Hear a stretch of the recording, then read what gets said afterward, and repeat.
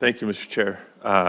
First of all, wanted to acknowledge that Senator Daines brought up one of the issue areas that I was going to chime in on relative to housing and even as it relates to staffing issues at several of our parks and its impact on maintenance and the user experience, if you will. So I want to associate myself with that line of questions and hope to be part of the discussions to invest and make additional improvements there as well. Given the extra time, then I can turn to other issues. One that's garnering a lot of excitement in Northern California. The ORU project at Redwoods National and State Park is a potential landmark arrangement between the Yurok tribe, the National Park Service, the California State Parks, and Save the Redwoods League. So I very much support the Park Service moving forward in formalizing a co-management paradigm that captures the values of the tribe and Redwoods National and State Parks. Question for Mr. Caldwell: does the Park Service need funding or any statutory changes to bring this arrangement and other tribal co-stewardship agreements to fruition? We could certainly get back to you specifically on the funding question with that, but the co-stewardship priority has been made very clear by both the Secretary and Director. We appreciate your support on that, and we look forward to seeing that continue. So, and I got to imagine it's a model that we Yes, are sir. considering and implementing in areas well beyond California, but proud to tout California as a leader in this particular space.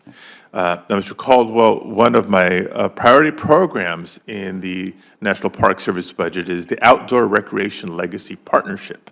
Our offices have been in touch on that, which funds park projects in urban and low-income communities. This program is critical for closing what many refer to as the nature gap, right? The discrepancy in access to outdoor spaces and experiences for different communities. That's why I've introduced the bipartisan Outdoors for All Act, a bill to codify and improve this program.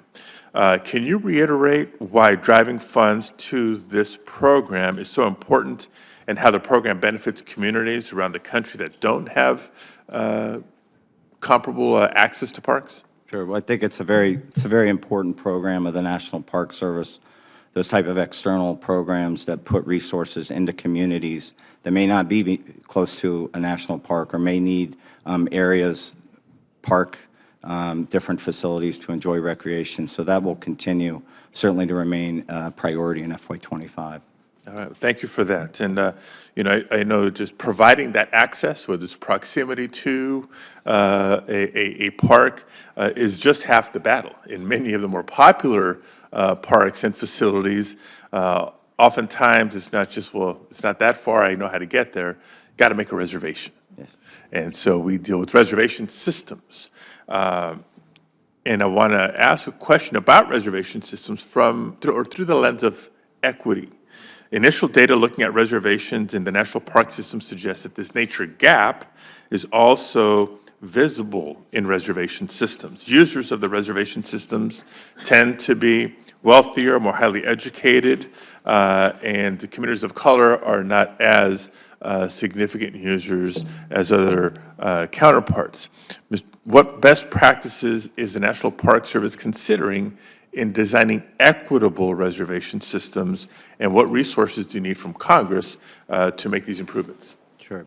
Yeah, I think we could get back to you and your staff and the committee staff on what our business services operation, who runs our reservation system, what they're looking at to ensure equitable access to those reservation systems. Okay, I just want to make sure that as we're trying to improve the experience, that we're not losing sight of equity. Again, equity in physical access, but the reservation system being so key, particularly in the more popular parks, that it's functioning the way that we envision it, consistent with our nation's small d democratic values.